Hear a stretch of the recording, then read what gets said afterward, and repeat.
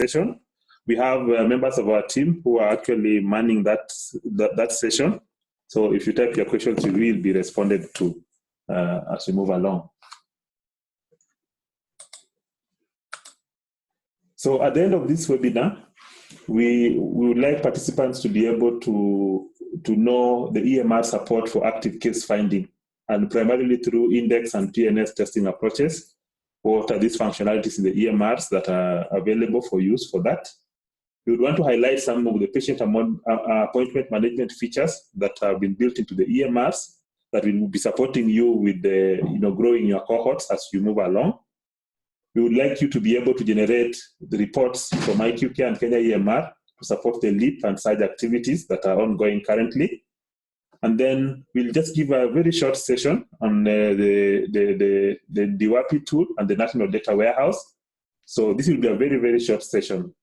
So during the session, we will have a couple of breaks, during which we would like you to give us feedback, especially on the reports that and the queries that we sent to you to support the LEAP and SURGE activities, and anything else that may come up during the discussions. So this is how the sessions will be organized. We will have 4 sessions, as I had mentioned. So the first session is dealing with the retaining, the ART cohorts on treatment. Secondly, we'll talk about our support for the active case finding. Then we'll talk about the strategic information component, which is primarily the LEAP and SURGE reports that are in the systems. Then finally, we'll just highlight some enhancements to the National Data Warehouse, the WAPI and SPOT, so that you can be able to monitor the program from your offices. So there are certain ground rules. The admin will definitely be keeping your mics muted so that we can be able to focus on one presenter. We will be receiving questions mainly through the chat function in the conference app, so please make sure you find where it is. There will be a few Q&A sessions, but mainly we'll take questions through the chat. And as usual, we are going to share with you the chat after the webinar so that you can be able to monitor the questions that were asked. We request that you maintain professional etiquette during the Q&A sessions so that you can be able to be a bit more efficient with the time that we have. So we are not giving you a very detailed product review. We'll just highlight some features, and hopefully we can be able to stimulate discussion from there. So as an overview, we are looking at the role of information systems in supporting you to grow your treatment cohorts, but also for active case finding. And primarily for the case finding component, we'll be focusing on the partner notification services piece. We are going to be talking about the appointment management and the functionalities in the EMRs for tracing defaulters. And then we'll focus a lot on how the systems can be used to simplify weekly and timely reporting that is required for SURGE and LEAP activities that you will be implementing. So at this point, I will hand you over to Diana, who will take you through the first session, supporting HIV case finding. Diana has worked for Palladium and also initially for ITEC in the field, and has contributed a lot to the development of the EMRs that we have. So Diana, please. Thank you so much, Dr. Jacob. Like Jacob mentioned, I'll take you through section 1. That is how our systems support HIV case finding. So I'll be talking more about the EMR modules and the mobile applications that we've updated to support HIV testing services. So the EHTS solution, so when I mention EHTS, it's both the module and the mobile applications, have inbuilt features for partner notification services and also reports. So on PNS, we have partner elicitation, IPV screening, contact referral and tracing. We also have different reports, that's HTS, reports and registers, and also we'll talk about the PNS reports. EMRs can link individuals with their contacts through PNS trees. I'll be showcasing that in the course of this presentation. So I'll start with the first system, that is index and partner testing in EMR. So I'll start with IQCare. So in IQCare, the HIV testing service is found in the Universal Service Portal. So I'll take you through the steps in which you can get there. So in the homepage of IQCare, you select the Universal Service Portal. select a person and navigate to the person's profile. Then you select the HTS service in the person profile as highlighted. So if you can just look at the screenshot that's on the right, that is the test client called test LEAP. So you can navigate through that profile and select the service. So next, I'll show you also once a client has been tested and the client has tested positive, you can get a summary of the HTS form. On the right, you can just see how the summary looks like for that individual client. Then consent to list partners must be explicitly granted. So for one to list any partner, you can see the one that is highlighted in red. You have to give consent first for you to proceed with PNS. So from the PNS menu, then you can list the partners of that index, and you can list as many partners as that index will give you the contacts. IQCare also allows providers to list contacts for persons who test HIV positive. So the steps in how to get that, you find a person in the registration module, as shown in the screenshot on my right. You open the HTS service area. Once you do that, you select PNS from the menu on the left. You click Add to enter a new partner, and then click Screen to undertake the IPV screening. So the systems also support that. So as you can see on the right, that is the process. So IQCare also allows, after the screening is done, IPV screening, it's important for PNS. So the module also allows providers to, like I mentioned, to screen for IPV. Also allows you to capture for screening outcomes. So as you can see on the screenshot on my right, it also allows for contacts, referral, and tracing. And for tracing, you can trace as many times until you have a conclusive outcome. So EHTS also allows, like I had mentioned, tracing of clients after the index has provided consent and have been screened for IPV. So multiple tracing events and outcomes can be added. So one person can be traced so many times until you get that person. So the system allows for multiple tracing. So on support for index and partner testing, now I'll go to the Afya Mobile. That was the module. So the module also has the same functionality. The Afya Mobile also has the same functionality as the module. So in Afya Mobile, providers can conduct HIV tests. So the testing bits, refer and link positive clients. So once you've already tested positive, document also PNS activities. So partner listing for HIV positive, screening for IPV, contact referral, booking and testing, so you can give them dates to come for the testing, and all the data that is in the Afya Mobile can be synced to EMR, and you can get the same information for that client in the EMR, and you can also pull data from the EMR to Afya Mobile.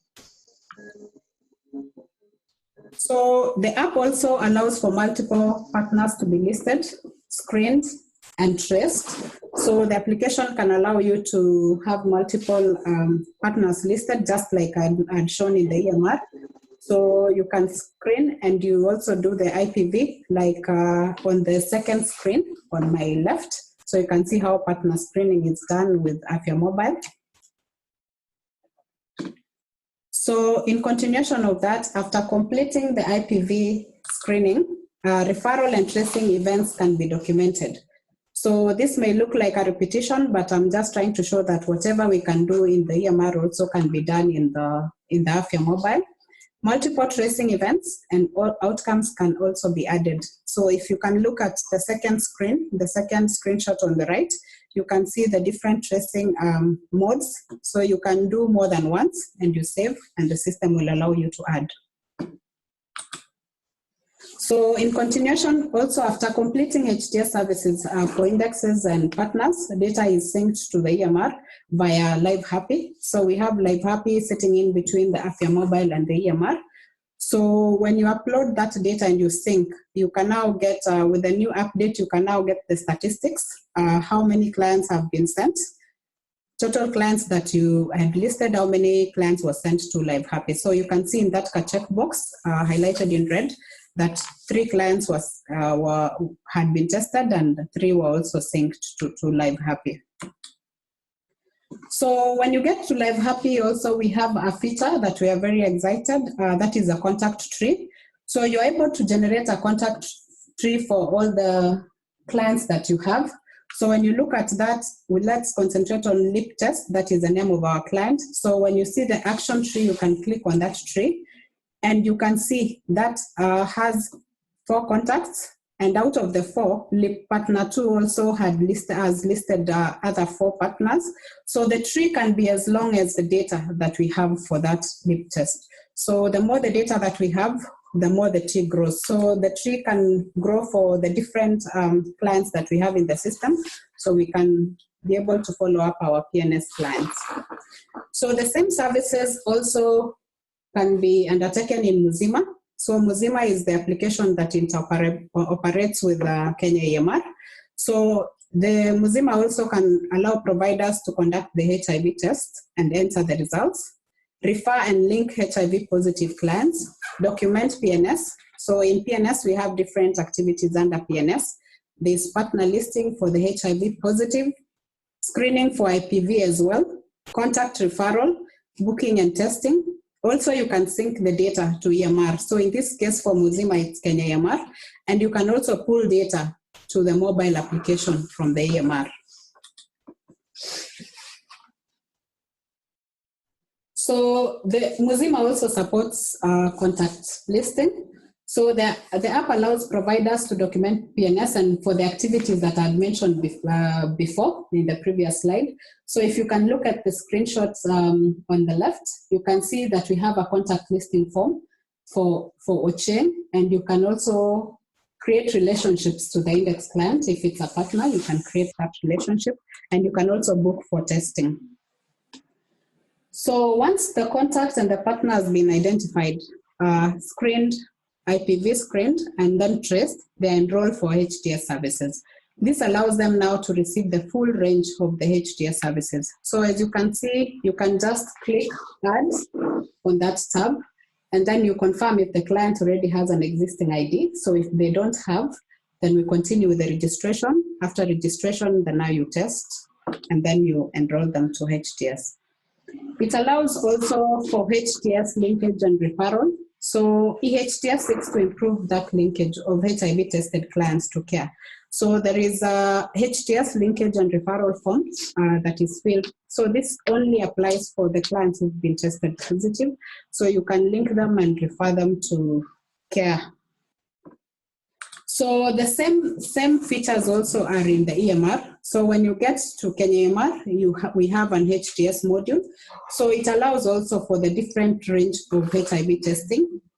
So you can test the client using the HTS module in the EMR, refer and link positive clients, document PNS, and all the activities that I had mentioned before. So that is partner listing for HIV positive, screening for IPV, multiple tracing and outcomes also can be added, contact referral, booking and testing as well. So this application also is just like the Muzima, so you can also do contact listing. So the EMR module in Kenya EMR also supports that. So it helps one to specify relationships to the index clients and test the contacts. So the steps is you navigate to the person's profile, you select contact listing, you'll see a list of existing contacts. Select add contact, and then you can view the partner tree. So from this screen, you can just see there is a view tree, so you can click on the tree and then you can see the contact. So maybe something I can pause in this slide and maybe clarify is that if you have this Siaya, Madea as an index and they've listed all their contacts there. So once you contact the contacts and you get them enrolled to care, the registration for that contact is done at this point. So you click register. So you can see, for example, Sansiaya. So that child, if they are contacted, they're already positive. So for us to provide relationships and link the two, you register them from here. So if one goes to the EMR without searching and then just register this client without creating that linkage, then when you come to the PNS, we wouldn't get that linkage. So the point I'm putting across is that the registration should be done at this point.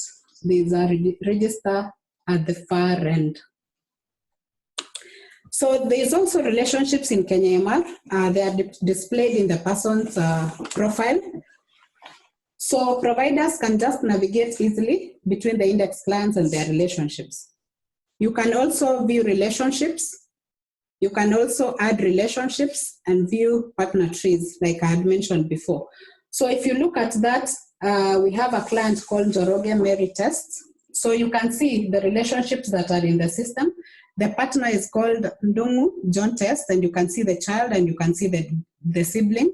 And what is highlighted in blue, you can just click on that partner or child or the sibling, and you get straight to the profile of that person. So you can just see the relationships that exist, and also from this point, you can also go to the family and partner tree and see the partner tree. So something else is about contact tracing, and that is in the Kenya EMR module. So for PNS services, providers can undertake contact referral and trace contacts. So they can also record multiple tracing events, like we had mentioned in the previous slides for the other applications. This you can also do contact referral, assign contacts, appointment for HIV testing. So as you can see, you can do as many traces as you can. So you can see that add trace. So it's a multiple tracing. So you can do as many times until you get to that client. So this is just to demonstrate the enhanced contact tree visualization in Kenya EMR. So as you can see, that is a contact tree for this index client called Anne. So Anne has a child, has a sibling, has a spouse, has 2 children actually, and one of the child has a partner, and a sibling also has a partner. So from here you can see the age, the name of that, the partners, the age. You can also see the status. So you can know if the partner is in care. You can know if the partner, the status is unknown. So this is the person that we're supposed to earmark for tracing. You can also see the child there, Chero is positive. So the needful can be done so that Chero is enrolled in care. So here you can see they are positive, but they are not in care. So once they are enrolled in care, the status changes to in care. Yeah, so thank you, Diana, for that session. I think the contact tree is really exciting. One of the things that we are now trying to do is to see if we can, visualize the contacts of different people so that we develop a facility contact tree and see if we can do more of network mining and just know what's going on in the data. So I believe that, those of us who are, data people, you would probably be more excited going back into the database and running now custom queries to know relationships, especially when you are thinking about doing your PNS and informing the program when it comes to HIV. So one thing that Diana mentioned that I would just want to emphasize is that when you register a person using the HTS application and that person proceeds to enrollment, especially for sites that are doing retrospective data entry, you will find that probably a paper green card will have been filled. It's important to search for that client in the EMR before you enroll that client so that you can be able to make sure that the enrollment details you are picking from a person who was actually tested using your EMR. I think I'm saying this because we have observed in some cases in facilities where providers register someone in the HTS app, test them positive, they forget to fill the linkage forms, and when they register the client, they create a new person as a registration. In that case, it's not possible to link the person who was tested with the person who is actually on treatment. And that kind of makes their linkage rate appear to be a bit low. For those facilities where providers have made these mistakes, it is possible to go back to the EMR and merge those clients. So as we move to the next session, it would be nice to just take a note and see and visit a facility and see how the providers are actually handling the HTS data. We are going to move into session 2. So session 1 was mainly dealing with active case finding, so that with PNS as a very high yielding intervention, we have tried to make the EMRs be able to be able to support providers to not only provide the service, but generate information that you need for case finding. So I'll invite Mwariri. Mwariri has also implemented both Kenya EMR and IQ Care, and he will be taking you through the second session, which is mainly looking at features that will help you with just monitoring the retention rates of your cohorts in the ART program, so that now the treatment cohorts can keep growing rather than reducing as time goes by. Mwariri, please. Thank you, Dr. Jacob. So this session is basically going to look at the retention. Session 1 has basically given us the clients, and we have them now within the program. So how do you want to retain these ART cohorts in treatment?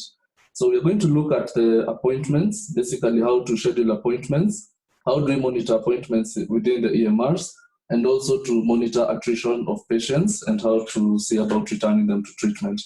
So in IQ Care, we have a scheduler within the green card. So this scheduler allows the clinical team to schedule appointments, and note it can be done at the end of an actual encounter, but it can also be done independently. So this is done by logging into the system, you check in your patient, and you actually navigate to the appointment menu. Once you've selected the relevant fields, you complete that appointment. So how do you check for the patients who are actually missing appointments? Within IQ Tools, from the homepage, we have an appearance tab. And from the appearance tab, there's quite a number of line lists that are available. And one of them that we have there is a missed appointment checkbox. So from the missed appointment checkbox, you're able to select the period that you're interested in, or rather the day as of which you want to view the missed appointments. And you actually specify a period. So maybe you want to see how many patients have missed in the last maybe 1 week, which is, I think, where the LEAP SURGE indicators are taking us. And once you do that, you're able to generate a line list that has the appointments. And from that line list, you find that from the line list, you find that you actually have very important information that can allow you to go back and trace. You can find that in our case, we actually have the patient names, and we also have a tab for the telephone numbers. So from here, you're able to go back and trace these contacts and get them back into care. Some of the other line lists that are available for this are the lost to follow-up present, and we also have the returning to care. Those we are going to look at in more detail when we get to the LEAP reports. So when we go to Kenya EMR, we're also supposed to follow the same. So we have the scheduling of appointments, we're able to monitor the same, and subsequently monitor attrition. So how do we go about this within the system? So from the home page, we have the registration tab, as you can see. And within the registration tab, we have a calendar available. On that calendar, you're able to select a date and a month. And once you do that, you're able to see the number of clients who've actually been booked for that particular day for appointments. So once patients come to the clinic and they've actually been seen, you can actually go ahead and see who these patients are. Again, from the homepage, we have a calendar. You select a date and a month to preview, and then there's a tab at the bottom under active visits. There's a tab that is called seen patients. So once you click on that, again, you're able to see the patients who've attended the clinic on that particular day. Some useful tips for you is that from the clinical encounter, it's possible for providers to actually go ahead and set appointments. So this does not need to be done maybe at records. It can actually be done by a provider. We're also able to see the number of clients booked for a specific day. And more importantly is that to help manage the queues and the bookings, you can actually move patients to days that have less workload as you're scheduling appointments. So how do we take care of the missed appointments? Again, from the Kenya EMR homepage, we have a tab that is called reports. And under reports, under common reports, you're going to see a list of reports, as you can see on the left. And on the right, we have one of the reports that is called the missed appointments. So once you generate that report, you click on it, then you're going to be asked to request a report. For those of us who've been working with Kenya EMR, we are familiar with these steps. Once you request the report, it's going to give you a line list that has basically all the patients who've missed appointments. So you are able to export this to an Excel, and you can actually go ahead and use it further to basically just follow up for your clients. So how do we handle defaulter tracing? So we've actually gone ahead and we've seen the missed appointments. We would want now to actually do the actual defaulter tracing from this. And to do this, we have the missed appointments. And from there, you're able to click on a person's name. So that is a link that is going to take you to the homepage for this particular client. And from the homepage, you're going to find a tab that is called defaulter tracing. Once you click on the defaulter tracing, you're going to be redirected to the window where you are supposed to put in the defaulter tracing information, and you're going to be able to document the dates and the outcomes of the tracing. So this information is actually very helpful because it's been used to adequately help us in calculating returning to care, recent loss to follow-ups, as well as the TXML indicators. So I think that session has basically been able to show us how the two systems are able to handle appointments, missed appointments, as well as defaulter tracing. Okay, so I think once again, I'll just highlight that within Kenya EMR, it's important to note that you can navigate between the profiles of two different people as long as the two people are connected. So connecting, creating a relationship between two people is very, very important. It's important to note again that Kenya EMR will give you the number of days of missed appointments so that when you are considering, missed appointments, you can be able to see people who have missed by more days that are ending towards more of a loss to follow-up, so that you can be able to know where to start doing your defaulter tracing. So thank you very much, Mariri. One last thing is that you should be able to document the outcomes of tracing so that if a person or a patient already died, you can actually be able to document that event and even the date when it occurred. And if you return someone to care, then you should be able to, again, reactivate that client so that you can keep providing them with services. So we will go to the next phase, which is section 3.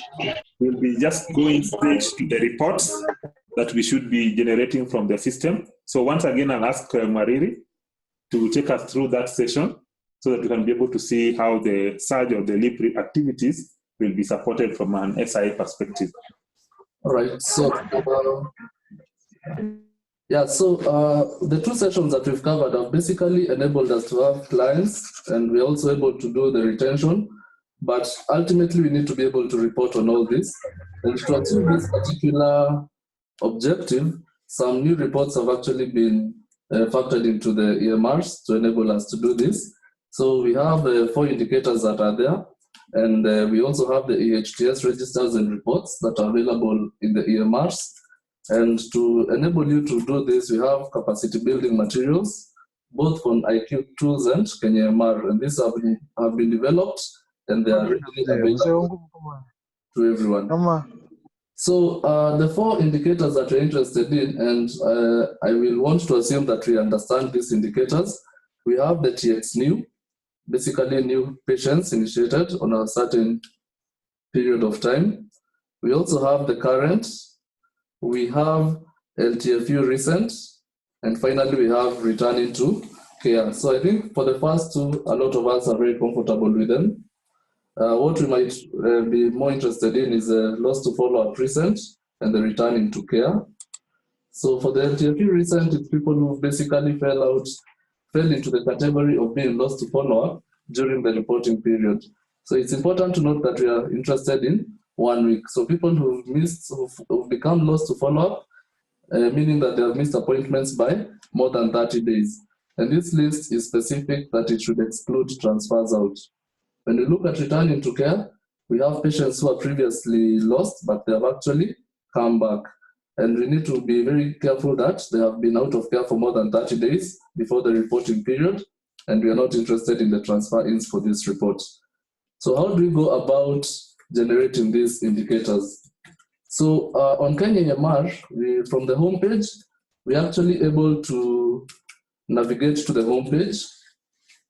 And from the home page, we have the tab that has the reports.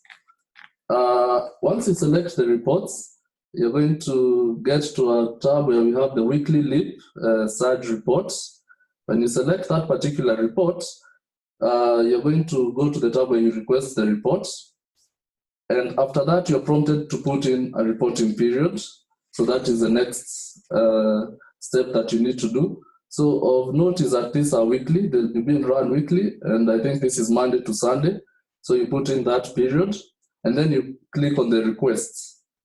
Once you click on the request, you get the report there, and you have two options. You can either view it or export it to CSV. For purposes of this, you're going to view the report.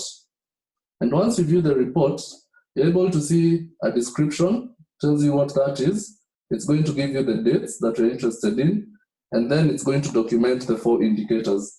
So you can see they're listed, and on the right, we have some hyperlinks. So those are the numbers for that particular period.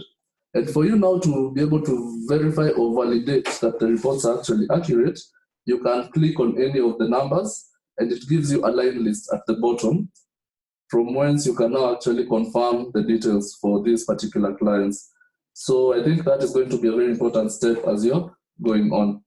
So yeah, I think we've already seen how that output looks. So as you can see on the next slide, you can actually navigate to, you get a line list once you select, and you can actually click on the hyperlink for the patient and go ahead to view the profile of the person. In case there are issues, and you can validate and ensure that the records are actually correct.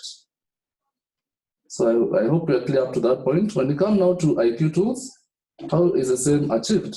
So from IQ tools, you need to log into the system. And once you're on the home page, there is a tab that is labeled clinical. Under clinical, you have the data use lists. Then the third step is there is a drop-down arrow from whence when you click on it, you get the 5 indicators at the bottom. So I just want to clarify that you have line lists. So the LTFE recent, CAR, new, and RTC actually constitute line lists, whereas the weekly output gives you the aggregate figures. So once you've selected that and you click on run in step 5, you're prompted to put in some parameters. And this is where now you select the week that you're interested in reporting. And once you do that, you get the output is that you get an aggregate, as you can see. So you're able to see how many new for that period, how many were current for that period, the recent RTC, and there's a bonus of some HTS testing and positive overalls. So once you've been able to get that and you'd like to go ahead and verify this particular information, you can generate the line list. Again, we saw them, they fall under the same process of getting the weekly output. And once you generate the line list, you're able now to come and go back and you can validate that the data you have is actually correct. Note that you can export this to Excel for further manipulation. So over and above the reports that we've seen, which have already been programmed into the systems, we have an option to actually do ad hoc data querying. And if you're interested in a period that maybe is not a week or something like that, or a report that is not programmed into any of the systems, within Kenya EMR, we now have the data tools. And from the data tools, you can actually select various tables. And it's as easy as drag and drop to select the tables. And this actually goes ahead to generate the queries for you.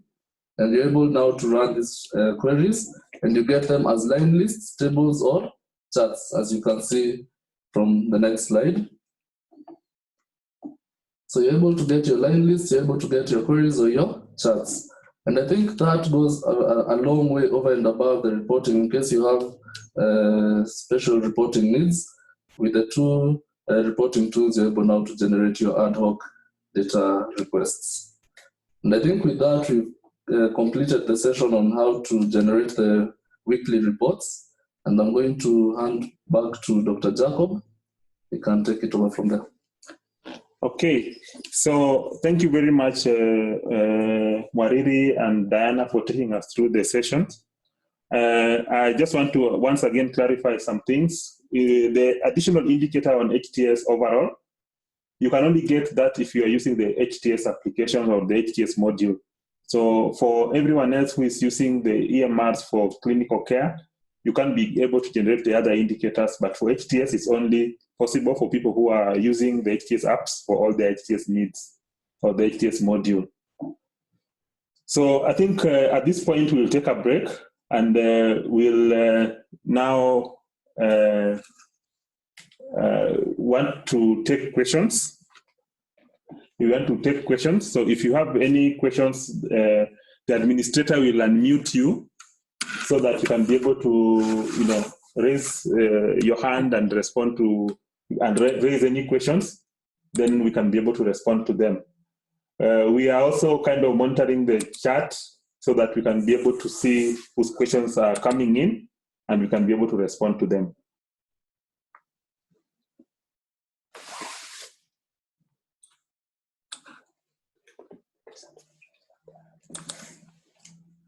Okay, Kenina, there's a hand raised. Kenina, you can ask your question. I wanted to ask.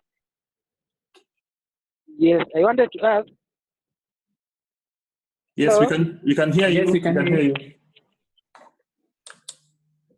Yes, I wanted to ask if the Kenya EMR version 17.0.1 that is in the GitHub has the LEAP and the SURGE reports, because I just downloaded it recently and it doesn't have those reports.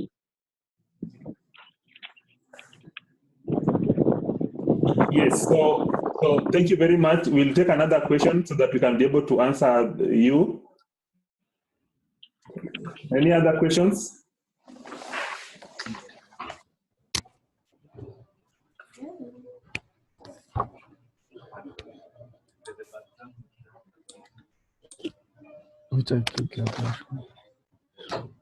Yes, perhaps as we are waiting for the next question, maybe Diana could respond to that. Hi, Kanina. So for the SURGE or LEAP reports, we had a script that we shared with the partners. Kindly let us know how we can share that with you, because we had already shared with the partners. Maybe you missed out in the mailing list. We can share. So there's just a script that you'll just run, and then you'll be able to see the LEAP and the SURGE reports.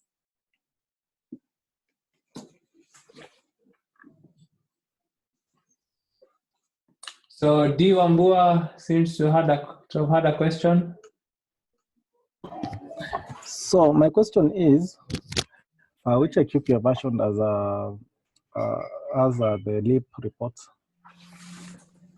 Yeah, I think the same, what applies to Kenya EMR also applies to IQCare. Which version? The versions that are released, which is 2.0, currently do not have it. However, we also shared a script to have them available in your IQ tools. So maybe we could forward them to you to ensure that you're able to do that update. Kindly, you can forward for me the scripts. Yes. Yes. Yeah, so I think it's important to also kind of connect if your organization participated in the recent IQ Care training and introduction to Kenya EMR sessions. We provided the script to the partners, and I think it's possible there is someone in your organization who has the script but may not have informed the rest.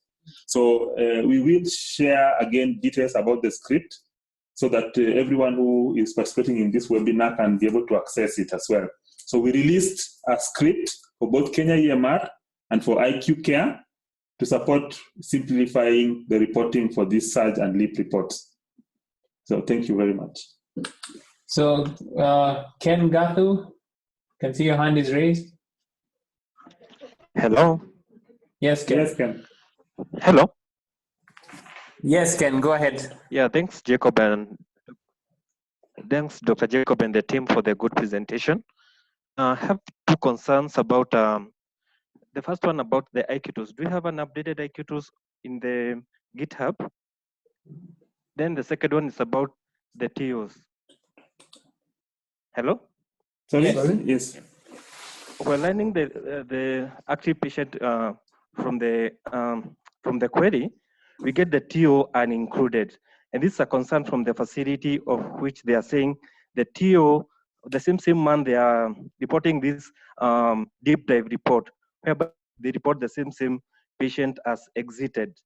So they are wondering why are these TOs appearing as an active patient, yet they were exited in that particular month. Okay, thank you for that. I think let us take that and maybe investigate what is going on with the facilities. So, yeah, so we'll take more questions as we prepare to respond to you.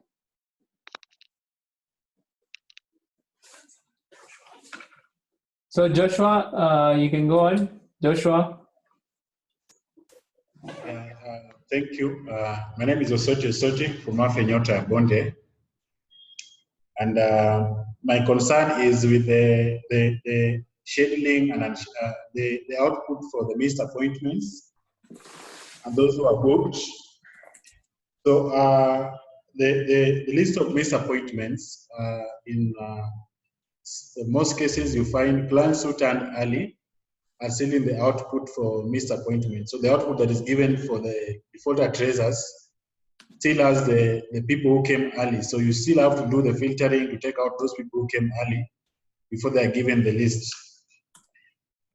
And then in the cascade for reporting for the surge daily reporting, especially from our end, there is a need to know out of those who you booked, how many kept the appointment, how many came in as unscheduled, and how many missed the appointment.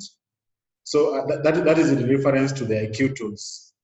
So I think from our end, that is something that's really giving us a big problem. I think I may not have understood your last point. Could you just repeat that so that we can capture it? Yeah, in the cascade, like for retention, the cascade, daily retention, we need to know how many had an appointment, how many kept their appointment, how many came in as unscheduled, and how many. We're really not able to take that out.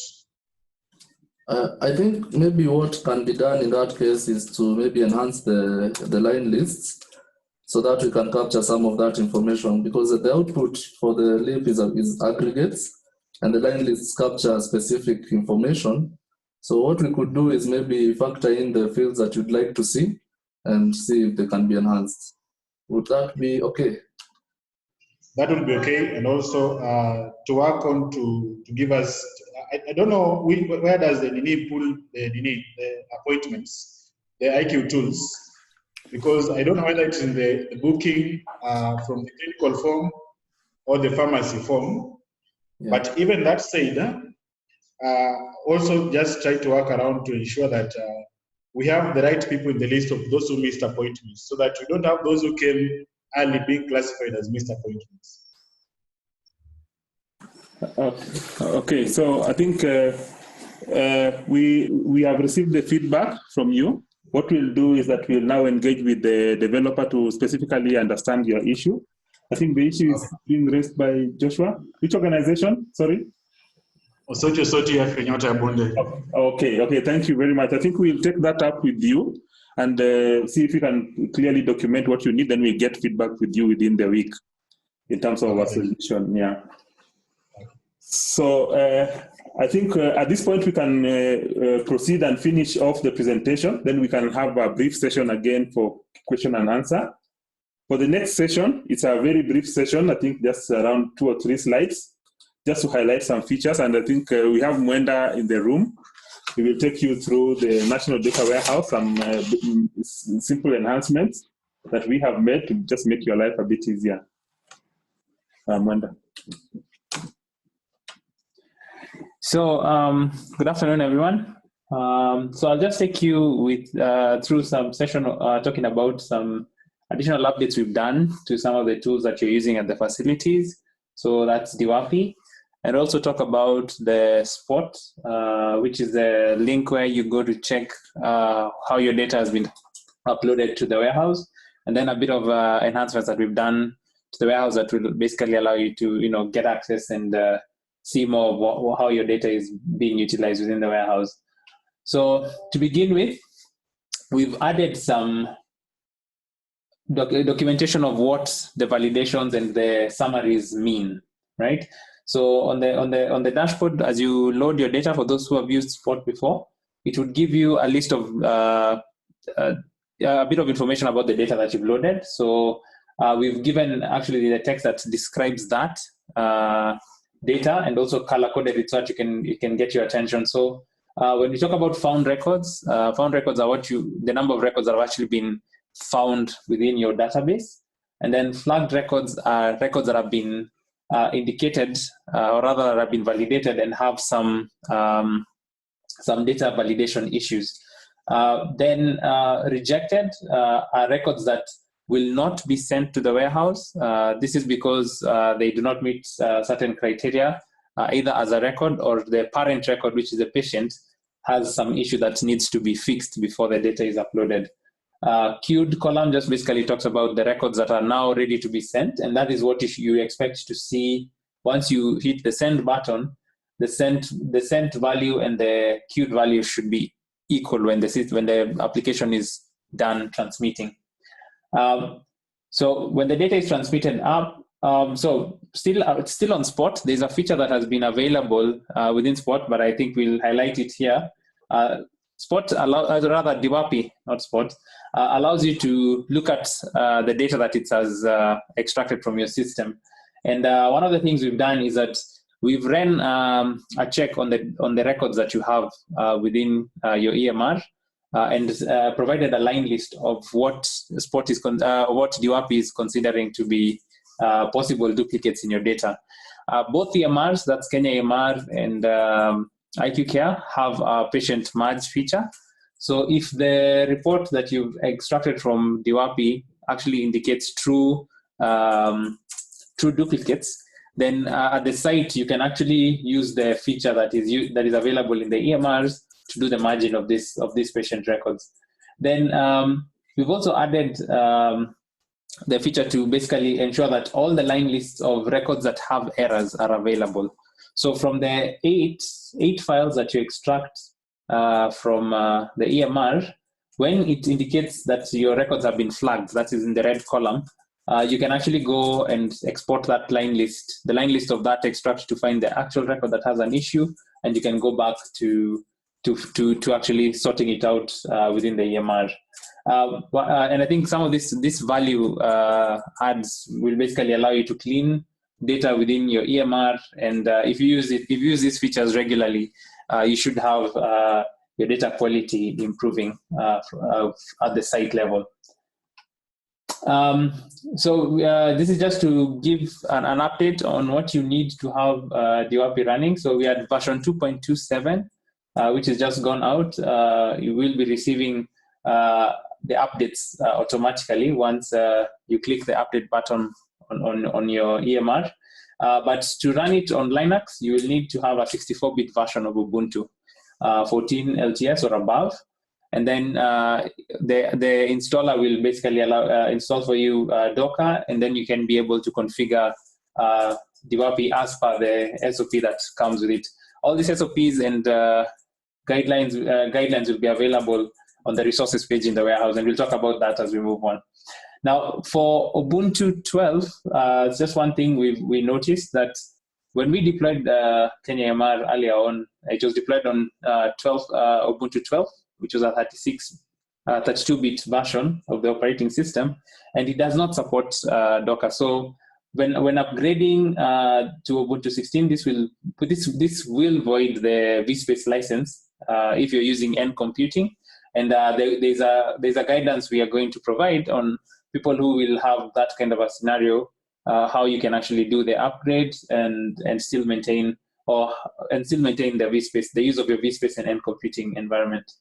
For those of you who are on Windows platform, as long as you have 64-bit Windows 7 and above, you just there's requirements that are required for Docker is basically .NET Core version 2.1 SDK and above, and then you can install the application. All these links are also available on GitHub on the Palladium releases page.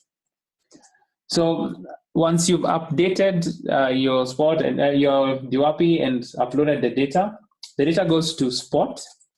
This is the first point where you can check the progress or rather the status of your upload.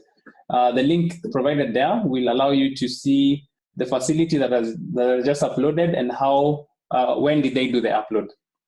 So if you're a program manager, Casco or M&D, and you want to monitor the rate of uploading on the sites that you basically manage, this is a point that you will actually go to, and you can be able to filter.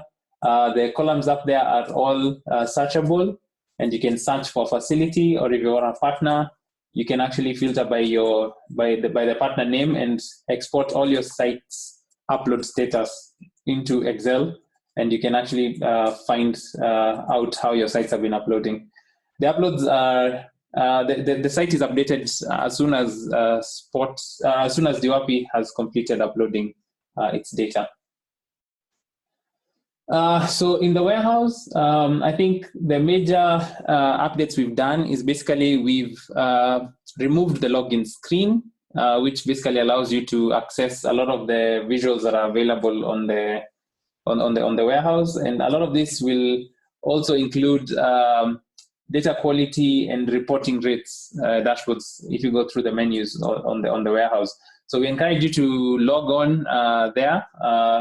The link is dwh.nascop.org. Once you're there, you will basically use the navigation menu on your left to be able to see the content that is available there. The dashboards are interactive. They have the filters. You can apply filters by partner, by county, and drill down all the way up to the facility as well. Other things we've added is a resource page and useful links. So the resource page will have all the documentation and SOPs that are updated on all our products. So if you go to that page, you will be able to access the data dictionaries, you'll be able to access manuals for the EMRs and the mobile apps. You'll also be able to get training material and SOPs on the same. So we encourage you again to visit the link, and you should be able to use the resource page and the useful links to find more information. The useful links page links to the software itself. So the links will take you to GitHub. So in case you do not know our GitHub account, you can actually go straight from these links here to the software itself and to the training material on the particular software that you're looking to get information about. So we are encouraging you to go to dwh.nascop.org, check out the resources page and the useful links for material that you can basically use to support your users at the facility level. So finally, the link to resources for GitHub. If you want to go directly to GitHub, you will follow that link, and that's where you'll find the releases of the software products that are being talked about. And the link below is one that will take you to the warehouse, and you can be able to basically navigate your way through the dashboards and also the resources that are available on the site. So I think at this point, we'll be open to take any questions from the team. Yeah, so before we go to the Q&A session, just want to highlight a few things that you need to be aware about. First of all is that DWAPI now can upload the HTS data. So if you upgrade your DWAPI, which is automatically updated when it will request you for an update. So you can be able to now upload your HTS data to the National Data Warehouse. And we're really encouraging you to do that. I think the HTS program is quite interested in the data, both from the CDC and the USAID and the ministry. The second thing is that DWAPI can transmit data to your database. If you have a centralized database, we can be able to support you to transmit that data so that you can be able to have your data centrally. We are working with a few partners to just see if the use cases they want will be served by this approach. The final thing is that we really recommend that DWAPI is installed at the facility level because of the data cleaning functionalities. Even without doing an upload, you can actually run validation checks on your databases at facility level using the DWAPI tool, just to support cleaning. It can help you to search for duplicates where they're available without having to upload it each time you run DWAPI, so that you can be able to identify duplicates that you can merge. So I'll open it up for questions, and we'll also be reading through some of the chat questions and seeing if we can respond to them. Thank you.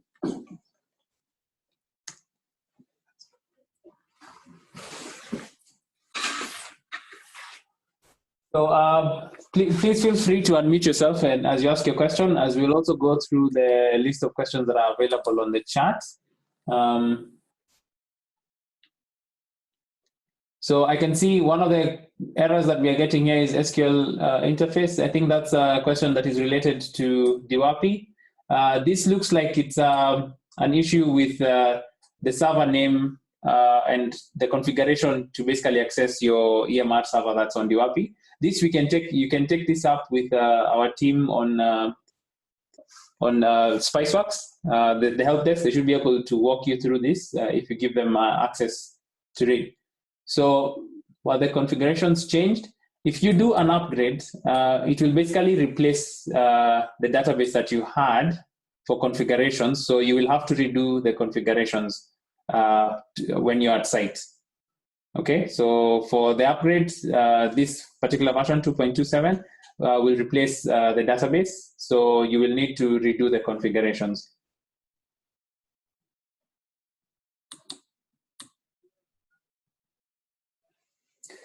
Okay, so DWAPI uploads the manifest fine, but hangs when uploading the extracts. So we know that there may be some time lag between the upload of your data. So what we suggest is that you just, if it has hung or appears to have hung, you could just restart the process. We've had sites being able to upload, and sometimes the uploads could take up to 30 minutes. So we just ask you to be a bit patient with the application when it's uploading, and do not interfere with the upload. So there's a hand raised. I will unmute Joshua. You can go ahead and ask your question.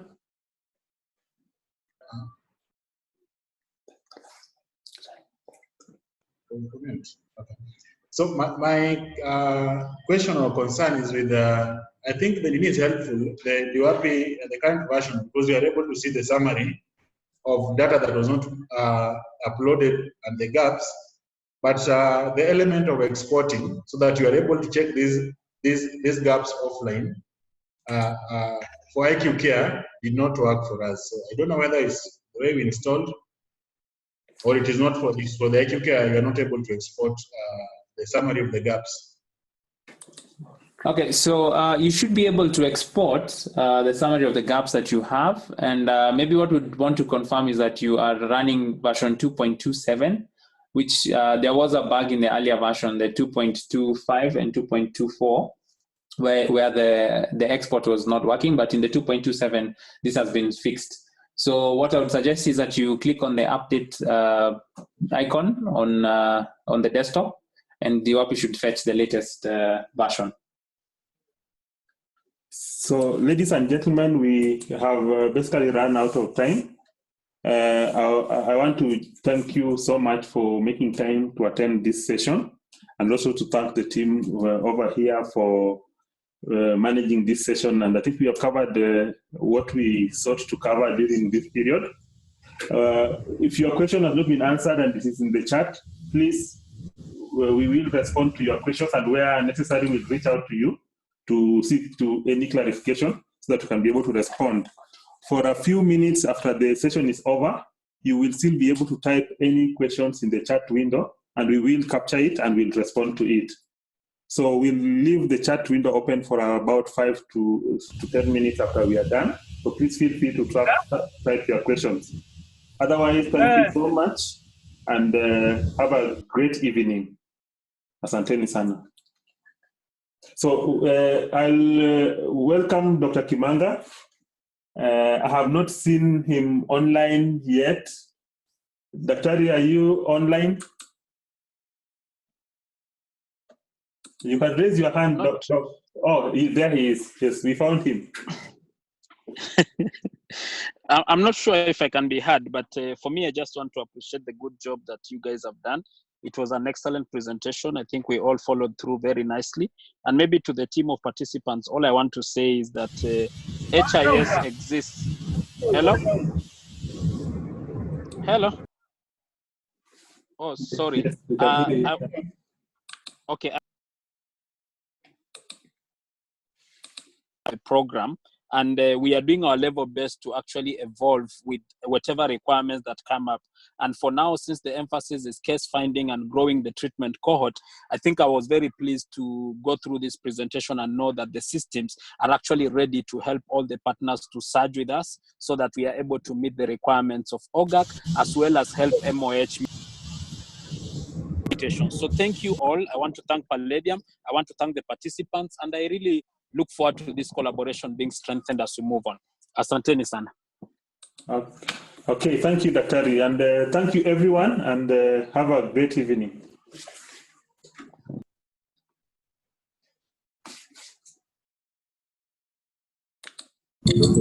Okay, kwaherini.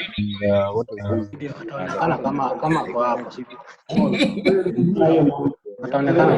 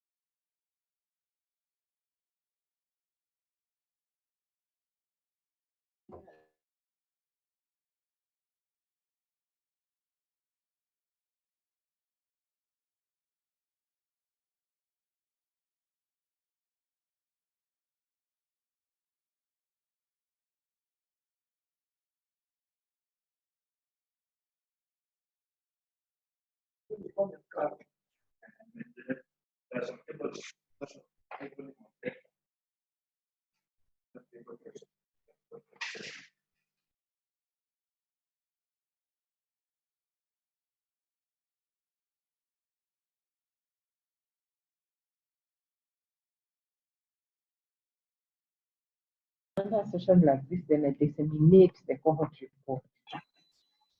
Hello. It's an easier way. Hello. You can see Jacob. Yeah,